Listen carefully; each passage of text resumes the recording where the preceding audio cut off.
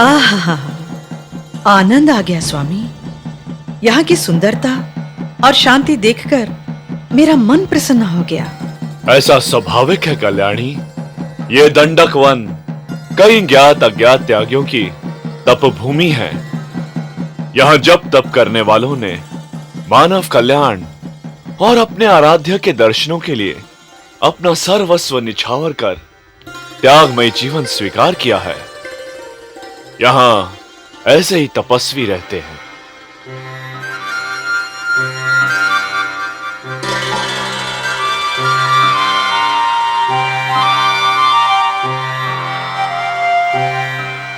तब तो मैं भाग्यशाली हूं प्राणनाथ। इस पवित्र धरती का स्पर्श पाकर मैं धन्य हो गई।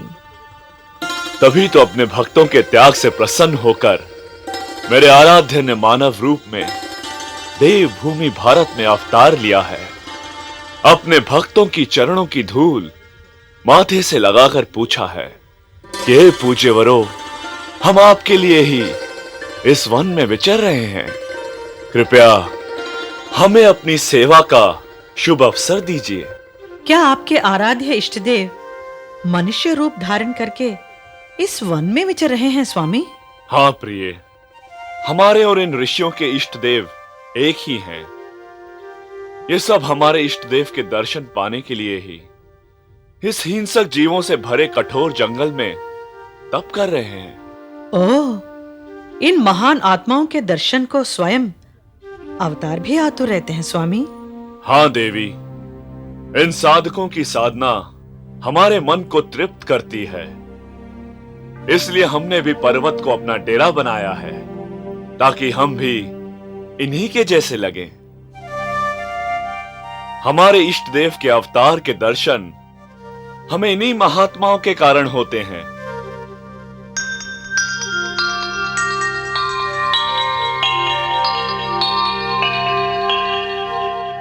हे नाथ, वो आपके आराध्य इष्टदेव कौन हैं? हमें नहीं बताएंगे? वो हमारे रोम रोम में बसने वाले राम हैं। परस्पर परब्रह्म परमात्मा राम। इस त्रेता युग के अंतिम चरण में भगवान राम ने अयोध्या के राजा दशरथ के यहां मर्यादा पुरुषोत्तम बनकर जन्म लिया है।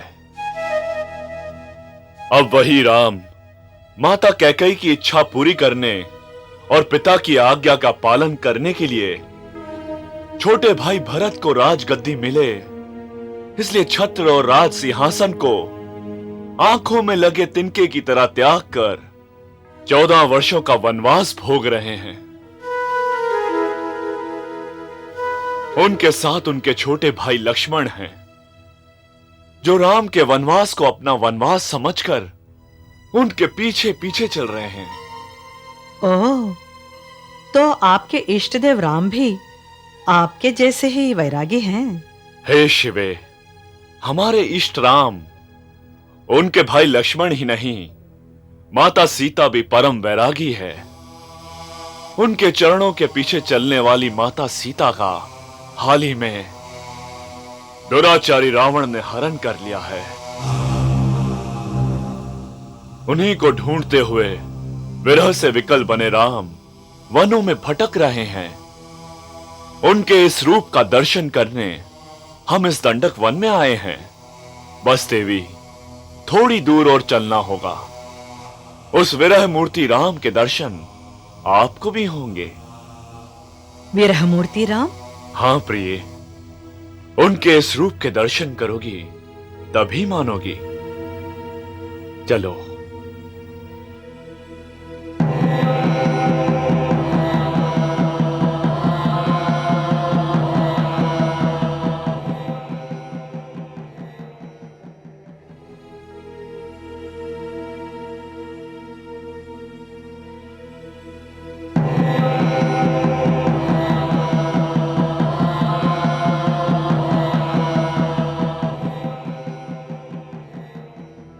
सीते, सीते, कहाँ हो तुम सीते? सीते लौट आओ।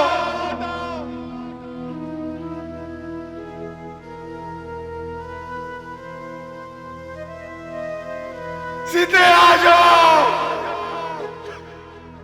हे प्राणेश्वरी, मैं अभागा तुम्हारे लिए कब तक भटकूंगा?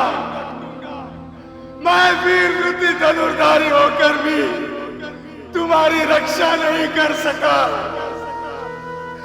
मेरी शक्ति, मेरे धनुष बाण किसी काम के नहीं। तुम कहाँ हो प्रिय? कहाँ हो तुम? अपने आप को संभालो भ्राताश्री, धैर्य धारण करो भ्राताश्री, धैर्य धारण करो। सावधान भ्राताश्री, सावधान। यदि आप जैसे धीर गंभीर राम ने धैर्य त्याग दिया तो हम माता सीता को प्राप्त करने में कैसे समर्थ होंगे भ्राताश्री, कैसे समर्थ होंगे? हे अनुज, हमारा जीवन है सीता। मैं जानता हूं भ्राताश्री, मैं जानता हूं। राम का रामत्व, राम का अस्तित्व, राम का शौर्य, सब कुछ माता सीता ही तो है। हो सकता है भ्राताश्री कि माता सीता आपके धनुष बाण और पुरुषार्थ की परीक्षा ले रही हो। क्षमा करें प्राणनाथ, क्या ये दीनहीन श्रीन और विरही राजपुत्र ही आपके आराध्य इष्टदेव हैं? निश्चय ही कल्याणी, ये राम ही हमारे प्राणाधार हैं। स्वामी, इनके विलाप से तो मेरा भी हृदय दया से पसीज गया है, परंतु सुकोमल राजकुमार को देखकर उन्हें प्रश्न बनाकर कहीं आप मेरा उपहास, मेरी परीक्षा तो नहीं ले रहे हैं? यह गंभीर घटना परीक्षा की या उपहास का विषय नहीं है प्रिय। श्रद्धा पूर्वक आप भी इनकी छवि अपने नेत्रों में बसा लो। यह स्वयं तारक मंत्र है राम। इन्हीं के नाम का मंत्र हम साधकों को उपदेश में देते हैं। राम नाम ही सत्य है प्राणेश्वरी। राम नाम जपने से मुक्ति मिलती है। माता सीता, कहाँ हो तुम?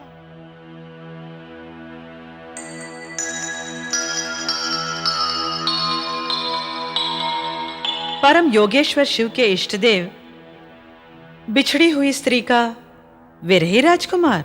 क्यों प्रिय सती, क्या तुम्हें संदेह है? मेरे हृदय में दया भर देने वाला ये करुण हृदय ये विरही राजपुत्र आपके आराध्य? मेरी समझ में कुछ भी नहीं आ रहा स्वामी। हे प्रिय, हमारे राम के प्रति आपकी शंका कहीं शिव के प्रति शंका ना बन जाए, उससे पहले आप अपनी शंका का निवारण कर लें। हे शिवे, राम तो सारे जगत के संदेह का निवारण करते हैं। तुम राम की परीक्षा ले लो, वे तुम्हारे संदेह को अवश्य मिटा देंगे।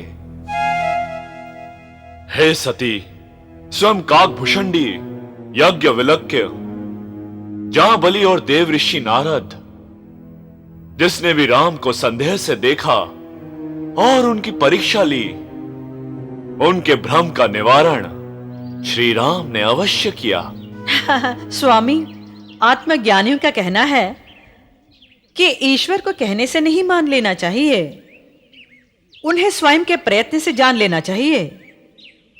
हमें अपने संदेह को दूर करने का अवसर दीजिए स्वामी।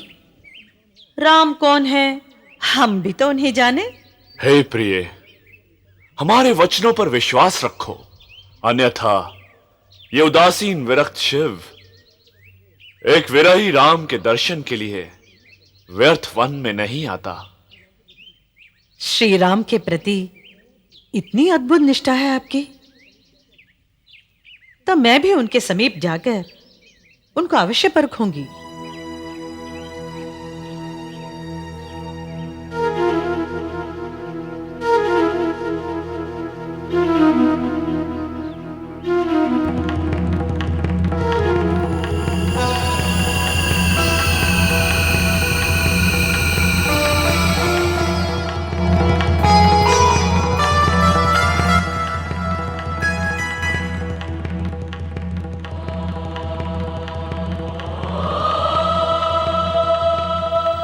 स्वामी,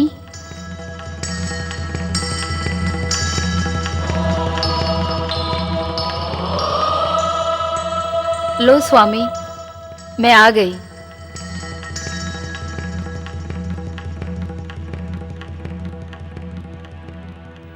हे माता सती,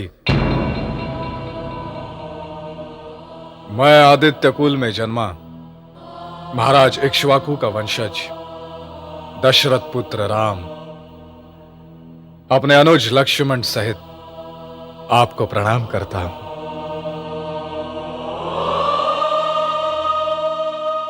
हे माते, आप इस समय यहां भगवान शिव से रहित होकर क्यों आई हैं? हे माते, क्या कारण है जो आपको ये नया रूप धारण करना पड़ा?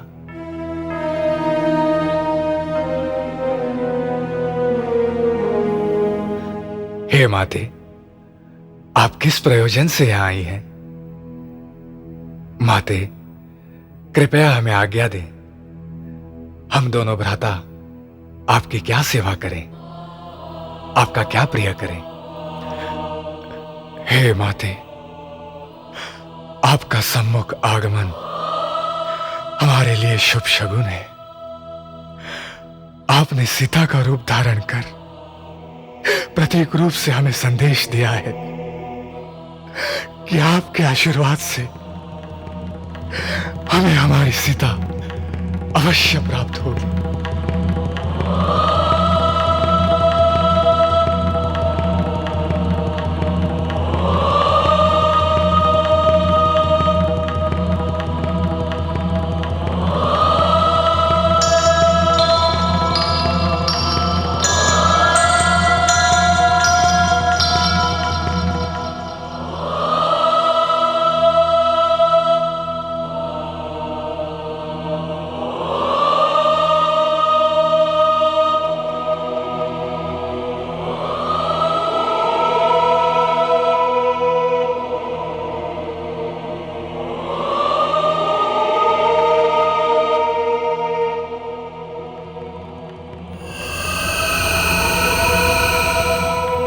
हे मेरे योगेश्वर स्वामी शिव, मेरे संदेह का निवारण आपके तारक मंत्र के साकार रूप राम ने कर दिया। परंतु मेरा संदेह मेरा भीतरी भ्रम क्यों बन रहा है?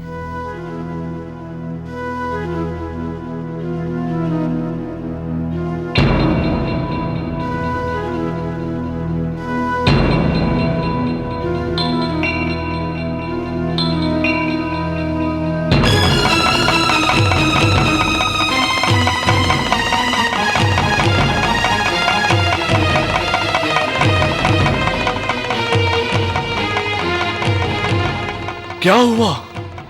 सती इतनी अधीर होकर क्यों आ रही है? सती की मानसिक व्यथा का क्या कारण है?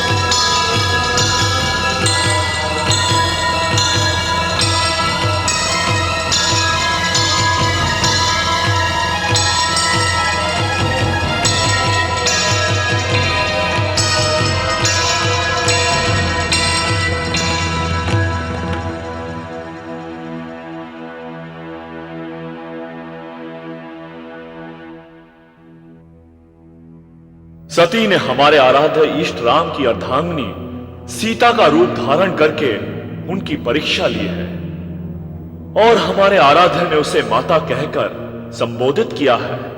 यह अच्छा नहीं हुआ। अब सती हमारे लिए भी पूजनीय हो गई है, इसलिए पत्नी रूप में उसे स्वीकार करना, उनका मानसिक त्याग आवश्यक है। हे महाशिव, हे विश्वनाथ, इस त्रिभुवन में आपके जैसा कोई योगेश्वर नहीं जो ऐसी महान प्रतिज्ञा कर सके। आप धन्य हैं। हे देवों के देव महादेव, आपकी जितनी वंदना की जाए उतनी कम है। आप महान हैं। हे प्राणनाथ, ये रहस्यमयी आकाशवाणी क्यों हुई? सच सच कहिए, आपने ऐसी कौन सी महान प्रतिज्ञा कह डाली जिसका मुझे ज्ञान नहीं? हे स्वामी, मुझे ऐसा आभास हो रहा है कि आपके समझाने के पश्चात भी मैंने आपके आराध्य की परीक्षा ली और इसी कारण आपने मेरे प्रति कोई कठोर निर्णय ले लिया है। हे देवी, निर्णय तो लिया है, परंतु वो व्यक्तिगत है, निजी है। आपको छुपा रहे हैं स्वामी। हे अनादि शिव, सृष्टि की प्रथम बेला में माता भुवनेश्वरी ने मुझे प्रकट करके आपको ही सौंपा था। मेरा जन्म आप ही के लिए हुआ है स्वामी। यदि आपने मेरा त्याग कर दिया तो मैं जीवित नहीं रह सकूंगी। हे देवी, व्यर्थ संताप मत करो। प्रकृति से पुरुष और पुरुष से प्रकृति कभी भिन्न नहीं होते। हम और तुम एक ही रहेंगे, ये सनातन सत्य है। तो फिर आपकी प्रतिज्ञा क्या है स्वामी? हे सती, आराधक के लिए इष्ट ही लक्ष्य होता है। उसी इष्ट में पूर्ण समर्पण भाव से मन को एकाकार करने की हमारी प्रतिज्ञा है। वैसे भी हमने विवाह के पश्चात लंबे समय से समाधि का सुख नहीं भोगा है। अब हमें समाधि में जाने की आज्ञा दे भगवती। हे नाथ, एक पतिव्रता नारी के लिए पति की इच्छा ही सर्वोपरि होती है। तो आओ प्रिय, पर्वतराज कैलाश पर लौट चलें। आओ। अगर वीडियो पसंद आया तो लाइक, शेयर और सब्सक्राइब जरूर करें।